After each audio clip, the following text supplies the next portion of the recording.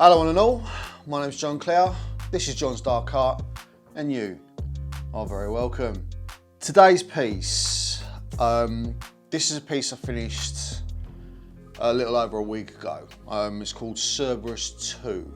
The reason why it's called Cerberus 2 is because there was a Cerberus 1, which I'm going to show you up here now. And I finished that around that summer last year. The three-headed hyena. I thought it'd be a fun piece to do, so hence I did it. This one here is slightly different tack with the three skulls, which I'll show you up here. To make a little bit of a confession, I didn't actually notice until after I started drawing that these were three completely different animals. So the top one is the wolf. The one in the middle, I think, is a hyena. Judging by the massive teeth, the huge kind of nasal cavity, yeah, it's definitely not a wolf skull. And the one at the bottom, I think, is a fox. So a little bit of a boo-boo on my part, but basically I wanted three wolf-looking skulls, and I wanted that kind of, I don't know if you could see, but it almost gives the impression that they're rotating. You know, the side profile, the middle profile, and then the face-on profile. So I wanted to almost give that kind of effect with it. So anyway, what we're going to do now is we're going to go into the piece. So here we are. We're now going to open up Procreate on the iPad as per usual. This is the piece here. This is Cerberus, and what we're going to do now, I'm just going to hop into canvas information, just to give you an idea of like the time it takes for me to do these pieces. So total strokes made 12,253, track time 34 hours and 45 minutes. So if you do the math, that's roughly 11.5 hours per drawing, which I think is about right in fairness, because it does take me quite a long time to do what I do. So now what we're going to do is we'll hop into time-lapse replay. And here we are, starting off now. So this is the skull of the wolf. What sharp teeth you have, Mr. Wolf. And this is the hyena. Now, I made a little bit of a boo-boo with this hyena, which I'll reveal to you now in a little bit, and how I got around that particular problem. And this, I think, is a fox skull. All right, I'm going to punch in a little bit so you can see a bit better, but as you can probably see there, my sketches are usually quite rough, but what I tend to do afterwards, I mean, as I said before, like a lot of digital artists, when they're working in layers, what they'll do is they'll have like an under drawing, like the rough sketch, and then they'll ink on top of their pencil lines with a cleaner brush. I tend to just sketch out and then clean up my lines and then start shading. So like you'll see, as I'm going around especially, I tend to refine as I go as well. Right now I'm just blocking in my tones, start shading, punch out a little bit. And that's the thing, I mean, like, I like to take my time when I'm drawing. I think, you know, I don't really see the point in rushing anything, you know, because like when you rush you make mistakes and there's oversights. And you're always going to make mistakes anyway, so there's no point stressing about it. Yeah, just block it in tone basically, that's what it really is. And not being afraid of contrast. Don't be afraid of contrast. Okay, now, this is the hyena, right? And this is where I think I've made a boo-boo. If you actually look at it, it looks quite elongated. That is because it is too elongated. I made a bit of a screw up in the original drawing. And it's something I've done in the past a few times, and I've never really noticed it until after the fact, until like fellow artist friends of mine might have pointed out and said, oh yeah, your face looks a bit longer there. Is that by design? No, it's not. It's a mess up on my part. What I'm doing here now, again, I'm cleaning up the lines and that, and at this point I still haven't kind of twigged the mistake I've made. And because especially when I'm using the reference, I tend to kind of go right in on the details. So I'll be looking at it section by section and not as a whole, which is why I didn't spot it until too late. Now also, sometimes you've got to add, sometimes you need to take away in order to get the right tones and form the right structure within the drawing.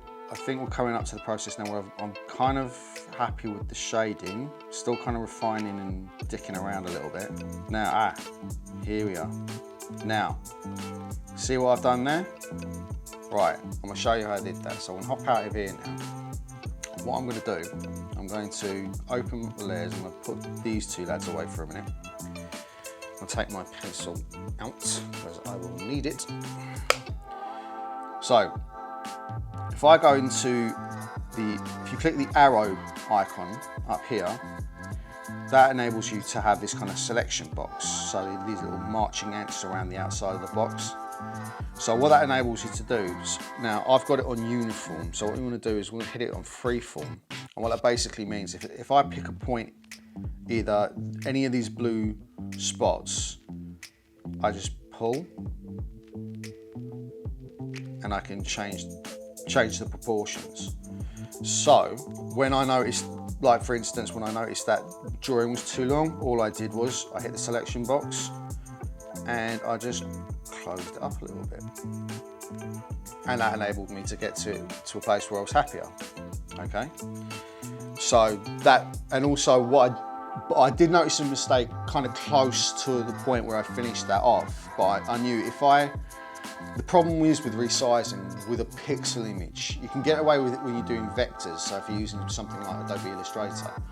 But when you're using a pixel-based image and you're resizing, you will affect the drawing because what you're doing is you're changing the resolution of that drawing. So you need to be mindful of that.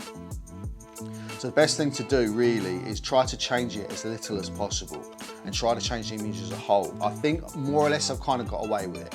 I wouldn't necessarily blow this image up particularly huge. Like, I don't plan on doing massive prints with this. And speaking of prints, I'll be mentioning something a bit about prints regarding this particular image at the end of the video, so stay tuned. So anyway, let's hop back into time-lapse replay. So yeah, that's where I corrected it. And I think at this point here, I was kind of trying to decide on the actual kind of composition. Still kind of making my mind up about that. So hold on a second, let's just kind of punch in a little bit here. And also, again, I'm not too worried about changing things as I go, because I tend to kind of work out pieces in my head as I'm doing them. I'm not really one of these artists who kind of meticulously does different variations of the same piece. Like a lot of artists will work out sketchbooks and have like very detailed sketches and very methodical methodologies regarding how they're going to construct the piece and everything else like that. I've never really worked like that myself, which is why I didn't do too well in my A level, amongst other things, like not attending. So yeah, the way I tend to prefer to work is I like to kind of imagine the piece and kind of work towards the piece. So anyway, we're at the end of the time lapse now. So that was Cerberus, and the one thing I do want to talk about specifically with this piece is this is the first image from this series that I'm going to put up for sale on my website, which is at johnsdarkart.com. So yeah, if you'd like to support what we do, head over to johnsdarkart.com, and the prints for Cerberus 2 will be available in two sizes: A3, which will be for sale for €75, and A4, which will be available for €45. So if you'd like to support what I'm doing, what we're doing, head over to John's Dark Art and pick up a print there.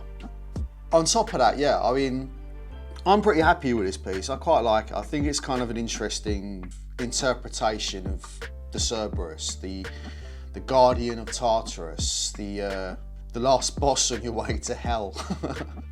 I like mythologies, I like symbolisms. With this one, you could say like there is, as I want to do, there is a bit of an examination of one's own mortality there. The thing is, I don't really see death as being this kind of issue that you need to kind of veer away from, and you need to be afraid of. I'm not saying you necessarily should want to die, but you know, unfortunately, it's something that we're all going to face at some point. If anything, what it helps me to do is it helps me to kind of focus on what I can do while I'm alive, and what I can do in the here and now. You know, achieving goals. And what would I like to do? Well, I would like to grow this YouTube channel. I would like to be able to make a living off my creativity. I would like to maybe one day have a gallery show, have my own studio, yada, yada, yada. These are ambitions that I have, and you can only do it while you're alive. So, you know, what I would like to do is I would like to be able to see if I can make a living with my own work, and see if I can develop enough of following, fan base, where being able to support what I do and being able to grow what I do is feasible. What I'd like to be able to show to other artists that is feasible, that is possible, and this is a route that you know, not only I'm travelling down and hopefully I will be successful with, but other artists can be too. So, you know, You can only do what you can while you're still breathing, and you know, try and make the most of it, and maybe try and reflect that in your art and share it with the world in whatever way you see fit. My name's been John Clare, this has been John's Dark Art, and as always, you have been very welcome. Till next time.